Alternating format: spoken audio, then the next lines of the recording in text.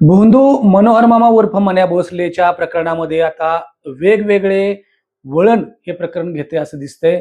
कारण सोलापूरचे पोलीस अधीक्षक अतुल कुलकर्णी यांनी जे SIT स्थापन केलं होतं, SITचं पथक या मन्या भोसलेच्या प्रकरणामध्ये, त्यामध्ये भिगवण नजीकच्या आणि दौंड हद्दीतील स्वामी चिंचोली गावातील दत्तकला इन्स्टिट्यूटचा प्रमुख रामदास झोळ, त्या संस्थेतील लिपिक क्लेरिकल काम पाहणारा राजेंद्र हुंबे आणि त्याचा सहकारी काशीनाथ मनमत लिगाडे या तिघांवर गुन्हा दाखल करण्यात आला होता. त्यापैकी राजेंद्र हुंबे आणि लिगाडे या दोघांना पोलिसांनी अटक केली होती. त्यांच्याकडे चौकशी केल्यानंतर या संस्थेची सचिव आणि रामदासची पत्नी माया जोड हिचाही या पैशाची विल्हेवाट लावण्यामध्ये सहभाग असल्याचं निष्पन्न झाल्यानं पोलिसांनी तिला 17 ऑगस्ट रोजी अटक केली. तिला 21 ऑगस्ट पर्यंत पोलीस कोठडी देण्यात आलेली आहे. या संपूर्ण प्रकरणात माया झोळ हिनं या पैशाच्या विल्हेवाटीमध्ये नेमका कसा सहभाग घेतला याविषयी तिची चौकशी पोलीस करत आहेत. 21 ऑगस्टला तिची ही पोलीस कोठडी संपते. तत्पूर्वी राजेंद्र हुंबेला पोलिसांनी अटक केली होती, काशीनाथ लिगाडेला अटक केली होती.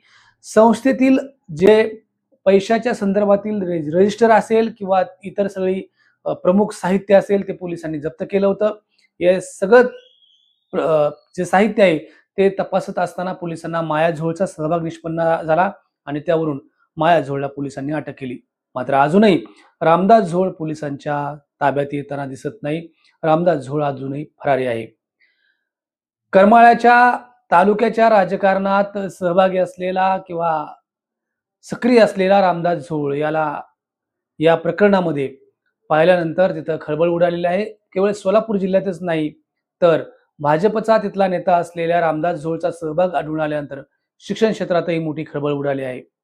दत्तकला इन्स्टिट्यूट अल्पावधीत मोठ्या चर्चेत आलं होतं आणि त्यानंतर आता हे मनोहर भोसलेचा पैसा या संस्थेत गुंतलेला असल्यामुळं त्याविषयी आणखीच चर्चा सुरू झालेली आहे.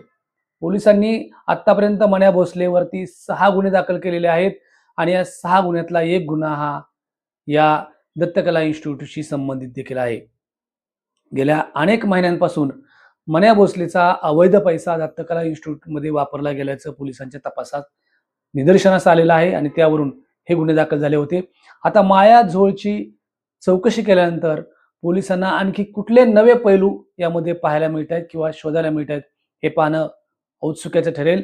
सोलापूर पोलिसांनी अद्याप या संदर्भात माहिती दिलेली नाही.